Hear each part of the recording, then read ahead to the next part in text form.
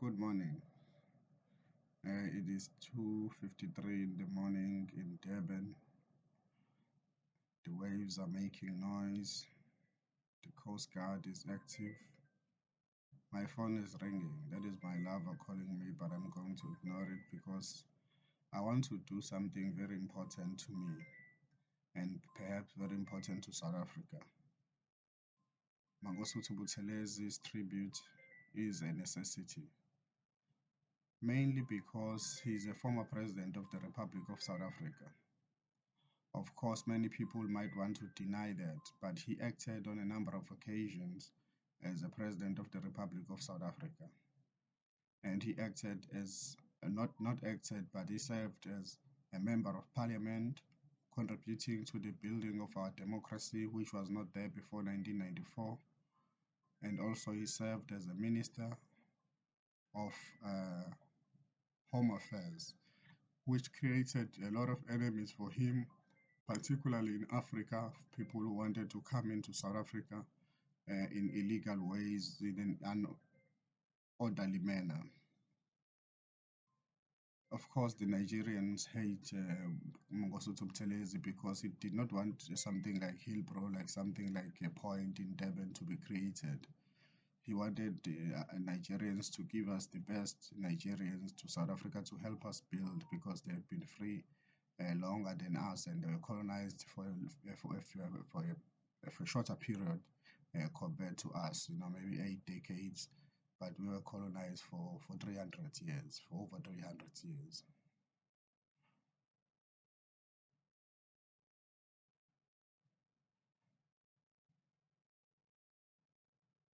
Of course, Mangosuthu Buthelezi, you will remember his history is that in 1994, he did not want to enter into the negotiations and into the elections, but was convinced by an eminent African, a wise man, to enter into the elections. And the IFP did relatively well nationally, becoming one of the biggest parties in the country under the leadership of Mangosuthu Buthelezi, and also winning the province of KwaZulu-Natal, governing the province of KwaZulu-Natal for the first 5 years after freedom. But we saw, particularly after 2004, we saw a decline in the IFP under the leadership of Mangosuthu Buthelezi. But before I go to the decline and how his lieutenants abandoned him, I would like to talk about the question of umgolo or greed. Some people might have interpreted Mangosuthu Buthelezi as a greedy person for holding many positions and for being the president of the IFP since its founding until his retirement to be replaced by Hlabisa, who has in turn been replaced by myself, Mlungisi Phakathi, Dr. Mlungisi Phakathi. Mangosuthu Buthelezi was abandoned by his lieutenants, the likes of Zibajiane, who were very strong IFP members with an institutional memory of the IFP.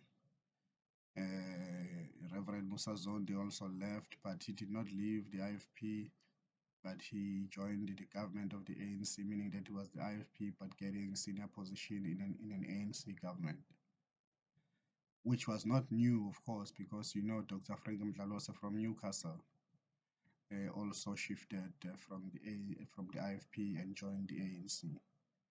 And remember, in the history where Mangosuthu existed, there was a time where there was floor crossing, which was allowed in South Africa, where you can be voted into parliament under one ticket, but once you are in parliament, change parties and join another ticket.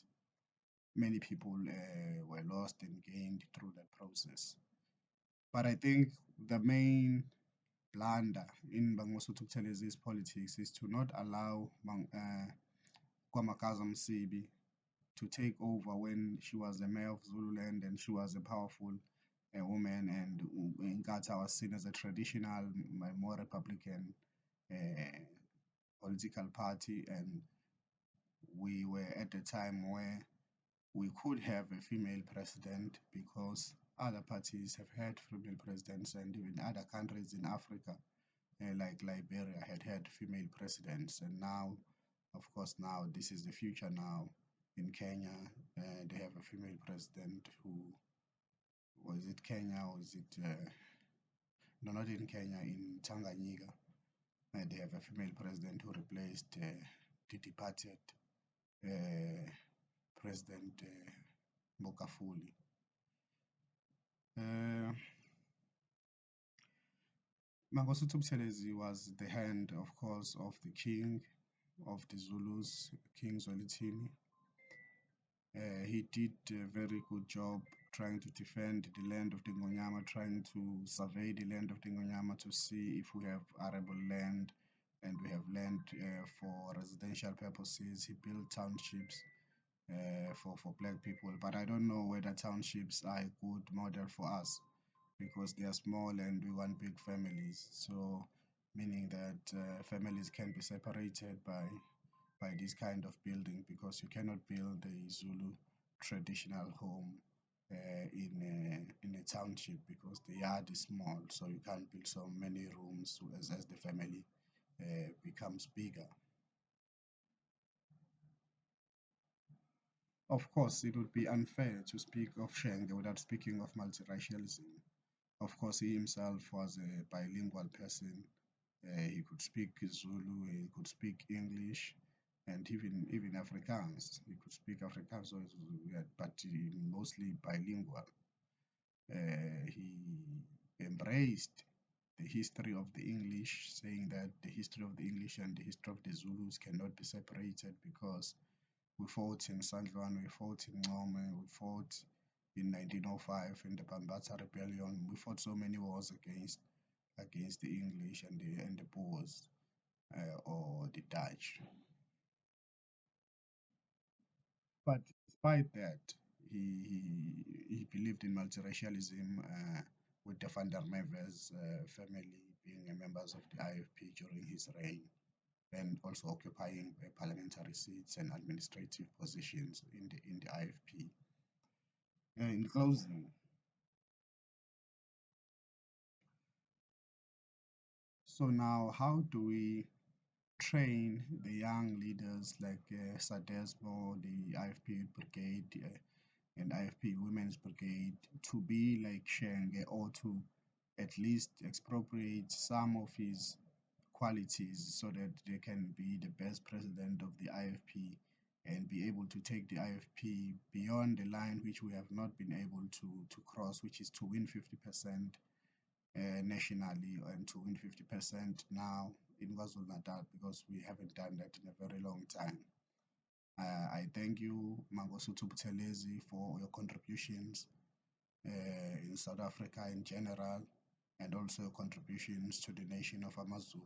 And of course, we thank your wife, Mamzila, for supporting you, making you a man amongst men. Thank you.